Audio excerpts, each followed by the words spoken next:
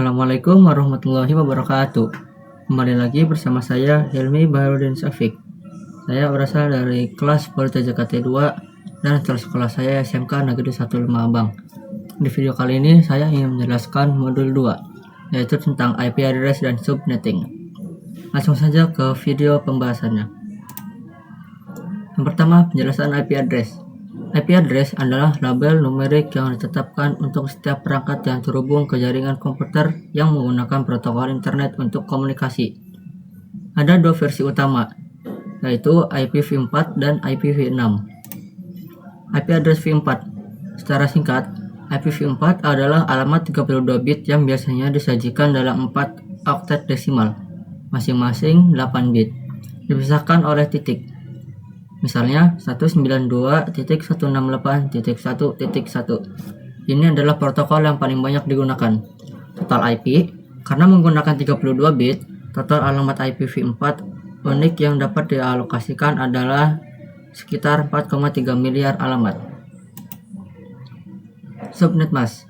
Penjelasannya, angka 32 bit yang membagi IP address menjadi dua bagian, network ID, mengidentifikasi jaringan, dan host ID, yaitu mengidentifikasi perangkat dalam jaringan. Fungsinya digunakan oleh perangkat untuk menentukan apakah IP tujuan berada di jaringan lokal yang sama atau di jaringan eksternal, atau memerlukan router atau umum 255.255.255.0. IP broadcast. Penjelasannya, alamat khusus yang digunakan untuk mengirim data ke semua perangkat di dalam jaringan atau subnet tertentu. Karakteristiknya, semua bit di bagian host ID-nya bernilai 1. IP range atau jangkauan IP. Penjelasannya, rentang alamat IP yang dapat dialokasikan ke perangkat atau host dalam subnet tertentu. Karakteristiknya, dimulai dari IP setelah network ID dan berakhir pada IP sebelum IP broadcast. IP publik. Penjelasannya, alamat IP yang dapat diakses secara langsung dari internet atau global. Alamat ini unik di seluruh dunia dan diberikan oleh ISP atau penyedia layanan internet, digunakan oleh router atau server untuk komunikasi global. IP privat. Penjelasan, alamat IP yang digunakan hanya dalam jaringan lokal atau LAN dan tidak dapat diakses langsung dari internet. Alamat ini dapat digunakan berulang kali di berbagai jaringan privat di seluruh dunia. Ini adalah contoh IP privat. Kemudian lanjut, IP address v6.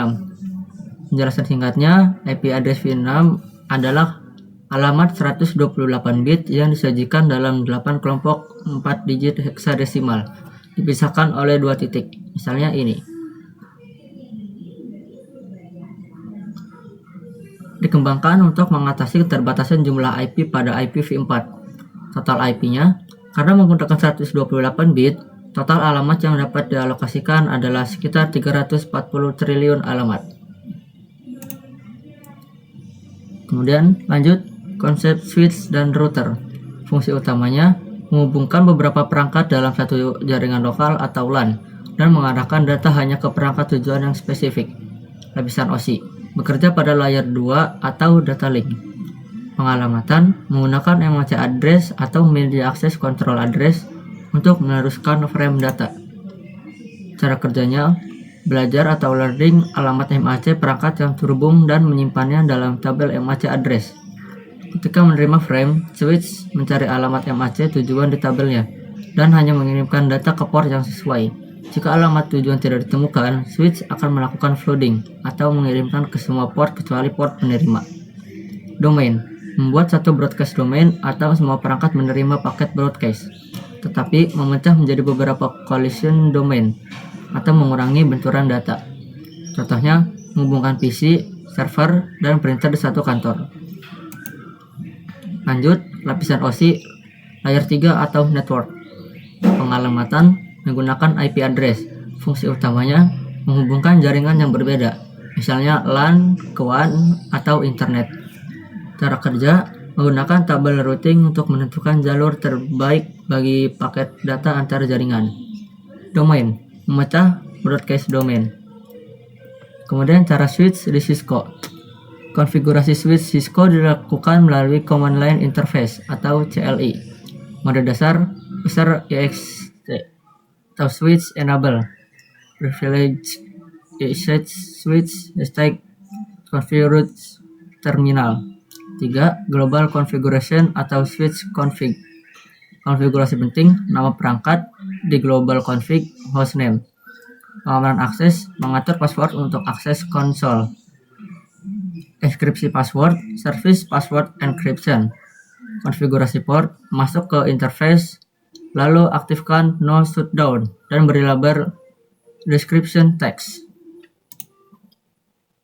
Kemudian VLAN atau virtual LAN. VLAN membagi switch fisik menjadi beberapa switch logis atau memecah. Broadcast domain. 1. Membuat VLAN di global config. 2. Menugaskan port di interface config, switch port, mode akses, kemudian switch port, akses VLAN ID. Penyimpanan, konfigurasi harus disimpan agar tidak hilang saat reboot. Copy, running, config, startup, config. Mungkin itu saja yang bisa saya jelaskan video kali ini. Mohon maaf jika ada yang kurang jelas. Terima kasih sudah menonton. Assalamualaikum warahmatullahi wabarakatuh.